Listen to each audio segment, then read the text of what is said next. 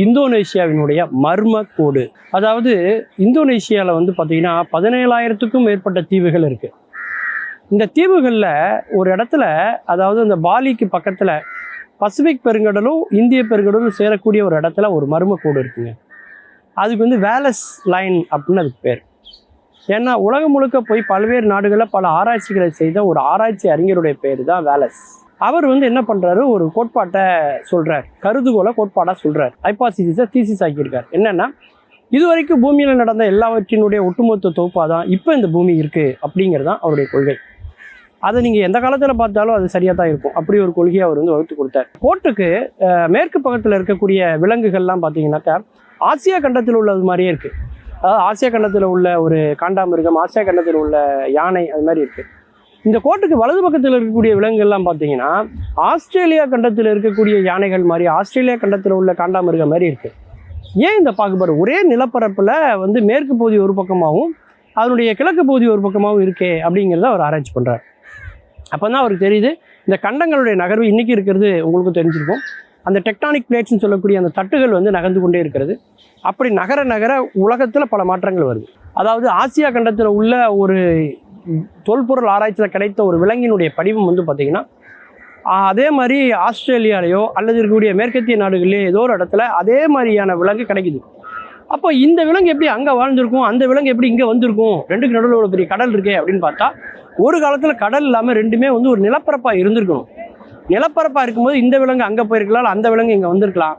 அதன் பிறகு நிலங்கள் எல்லாம் வந்து இந்த டெக்டானிக் பிளேட்ஸினுடைய நகர்வுனால பிரிந்து இடையில ஒரு கடல் வந்து உருவாகி இருக்கலாம் பல கோடி ஆண்டுகளா. அதனால இன்னைக்கு வந்து பார்த்தீங்கன்னா அது பிரிஞ்சிருக்கு அப்படிங்கிற ஒரு கருதுகோளுக்கு இன்னைக்கு வந்து அவங்க வந்து வந்திருக்காங்க.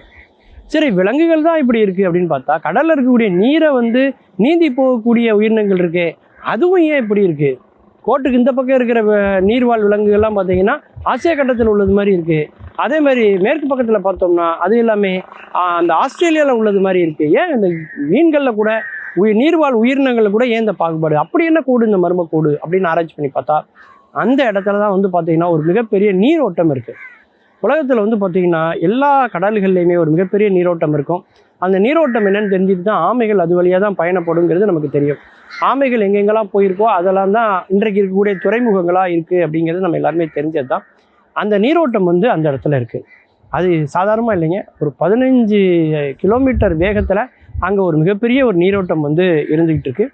அந்த நீரோட்டம் தான் வந்து இங்கே இருக்கக்கூடிய உயிரினங்களையும் அங்கே இருக்க உயிரினங்களையும் பிரிக்குது. அதுதான் வந்து ஒரு மர்ம கோடு அப்படின்னு வேலஸ் வந்து குறிப்பிட்டிருப்பாரோ அப்படின்னு இன்றைக்கி இருக்கக்கூடிய ஆராய்ச்சியாளர்களாக அதை வந்து நினச்சி பார்க்குறாங்க.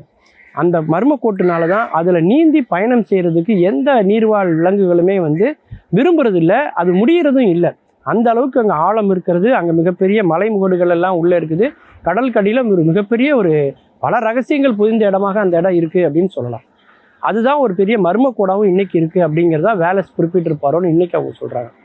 இந்தோனேஷியாவில் உள்ள இந்த மர்மக்கோட்டின் காரணமாக பார்த்தீங்கன்னா எல்லாமே மாறுபடுது. அதாவது ஒரே நிலப்பரப்பில் 2 இடங்களில் வந்து பார்த்தீங்கன்னா ஒரு இடத்துல வந்து ஆசியாவினுடைய தன்மையும் இன்னொரு இடத்துல ஆஸ்திரேலியாவினுடைய தன்மையும், செடிகளில், விலங்குகளில், பறவைகளில், அங்கு வாழக்கூடிய உயிரினங்களில் 2 விதமான தன்மைகளை இன்றைக்கும் நம்மளால் வந்து பார்க்க முடியும். மீண்டும் பல புதிய தகவல்களோடு அதில் அறியப்படாத பக்கங்களோடு உங்களை சந்திக்கிறேன்.